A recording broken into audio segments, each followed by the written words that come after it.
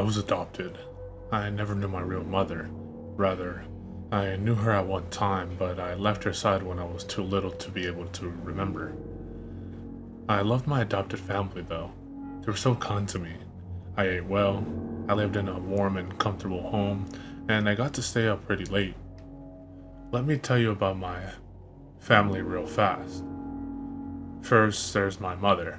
I never called her mom or anything like that. I just called her by her first name, Janice. She didn't mind at all though. I called her that for so long I don't think she's even noticed. Anyhow, she was a very kind woman. I think that she is the one who recommended my adoption in the first place. Sometimes I would lay my head against her in front of the television and she would tickle my back with her nails. She's one of those Hollywood mothers. Second, there's Dad. His real name was Richard, but he really never liked me much, so I began to refer to him as Dad in a desperate attempt to gain his affection. It didn't work. I think that no matter what I called him, he would never love me as much as his own child. That's understandable, so I really didn't press the matter. The most notable attribute of Dad was his unmoving sternness. He was not afraid to pop his children when they did something wrong. I found that out before I could use the restroom properly.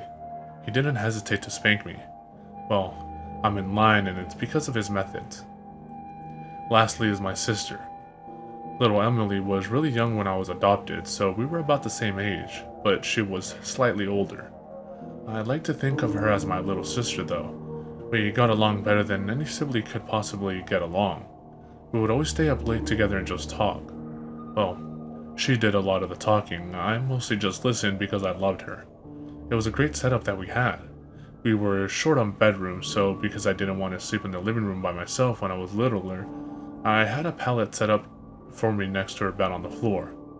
This is where I have slept since, but it was cool with me because I enjoyed being with her, and I had always felt pretty protective of my little sis. Everything changed on a horrible Wednesday night. I was at home taking a nap when little Emily opened the front door. The sound of the door opening pulled me to a state of consciousness and I walked from the room down the hall to the living room. That's when I first remembered it was Wednesday. I was never any good at keeping track of what day it was. Actually, I'll just go ahead and say it. My sense of time was horrible. But nevertheless, I knew it was Wednesday because Emily had just come home from her church youth group gathering. She walked in the front door and hugged me and then was followed in by Dad and Janice. "You have a good nap?" Janice said teasingly as she ruffled up my hair. I just shook my head away and snorted in a manner that clearly expressed that I was teasing back with her. "Don't you snort at your mother like that," said my father gruffly with authority. He shut the door behind him and hung up his coat. I was clearly joking, I growled under my breath. He must not have heard me because I didn't feel him smack me. Emily then proceeded to our room and I followed. She started telling me about her day, usual teenage girl stuff, but I listened so that she would feel better. After her summary, she suggested watching TV and I obliged, and jumped onto the couch as she was going for the remote. She rolled her eyes at my little brother-like immaturity and scooted me over and sat down. The TV turned on and we watched it together until the sun went down. Emily was the kind of girl that, instead of watching cartoons and soap operas, would rather watch Discovery and Animal Planet and National Geographic. I liked those too, so I didn't mind. Actually, those were the only channels that can hold my attention. So it got late and Janice walked up behind the sofa. "Emily, it's past your bedtime. Turn off the television and go to your room." "You too," she pointed at me. Emily turned off the program we were watching grudgingly and stood up. She started down the hallway to our room. As I followed, I couldn't shake the feeling that something wasn't right. We went into our room and Emily turned off the light. Just as she did, I caught a flash of movement out of the corner of my eye. It was out of the window, but as soon as I redirected my line of sight to where the window was, no longer in my peripheral vision, what it was that I thought I saw was gone.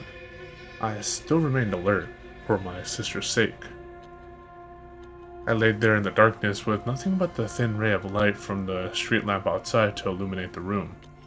It wasn't much. Time and time again, I could have sworn that I heard subtle sounds just out the window. A twig break, leaves crunching, clothes jostling, and all the while I could smell a faint stench of sweat and blood. I kept my eyes open most of the night. The sounds outside subsided and the smell left my nose. I began to feel at ease. My eyelids closed. Not long after that, I heard a very loud crash on the other side of the house. I was up in an instant. "There's someone in the house," I barked with extreme adrenaline coursing through me. "Wake up," I shrilly pleaded with Emily. She did, and as soon as I saw her sit up, I ran to my parents' room. Dad was dead. His neck was splayed open and gaping as blood spilled out of it, off the bed and onto the floor. I saw that the master's bedroom door was closed, and just before it, on the outside, was a man. A man. I don't feel comfortable calling it that. He was very large and rugged. He turned around and saw me, and that's when I saw him accurately for the first time. I won't forget it. His eyes were large and beady and trapped with lust. He was styling a beard that was badly unkempt with blood dripping off. His clothes were dirty and his face was cold. Just then I noticed the same horrid smell of sweat and blood from earlier, but this time it was overwhelming. He saw me. He saw me and grinned with a set of crooked yellow teeth. That smile threw me off. I thought that I was going to die, but then he turned back to the bathroom door, completely unperturbed by my presence. I was terrified and didn't know what to do. I just yelled and cried. I watched as he shouldered through the door that was Mom's only protection. I watched as he raised the large razor that he was carrying, but had obviously neglected to use properly. I watched as he sliced her open and tore her to shreds. I then heard something, the last thing that I wanted to hear. It was Emily's scream coming from behind me. The large monstrosity looked up from my butchered mother and stared at my little sister. I was distraught. He stood up and quickly started walking towards us. My sis turned and ran, and I was at a loss when he bypassed me and went straight after her. Why was she still in the house? Had she not assessed the situation and run? Apparently not, and now she was dead and I was alone. I ran after them both. I expected the man to kill her as he had the rest of my family, but I was sadly mistaken. He grabbed her by the arm and jerked her as a way to make clear that he was in control. He dragged her through the house. I was making all of the noise I could now, hoping and praying that someone would come to my aid. He mustn't take her, not her. As he passed me, I backed against the wall and whimpered with terror. "Why?" He didn't respond except by putting a free hand on my head, while Emily screamed in the other, and saying, "Good boy." He gave another crooked grin and a very cold, unnatural laugh. I followed him to the door where he dragged my helpless sister after him. He opened it, pulled her out, and slammed it shut behind him. I am now sitting in the house with my mutilated adopted parents, shivering and whimpering with dismay. He's out there with her, doing who knows what to her, and I can't do anything. I would if I could, but I can't. I will chase after them in a heartbeat, but I can't. I sit here, looking at the front door. I look down at my paws. If only I could open doors.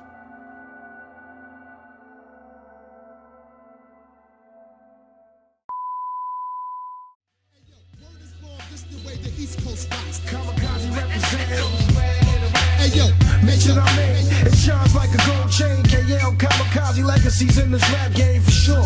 Playing bombs in your local record stores with big Northern poppers. Niggas can't stop us, revoke the version. Niggas need rehearsing. Front on this clock, nigga, you'll be a missing person. To my niggas in the hood, this is how it's going down. Got shorties from out of town that love to hear the sound. KL, easy to smell with a deep definition.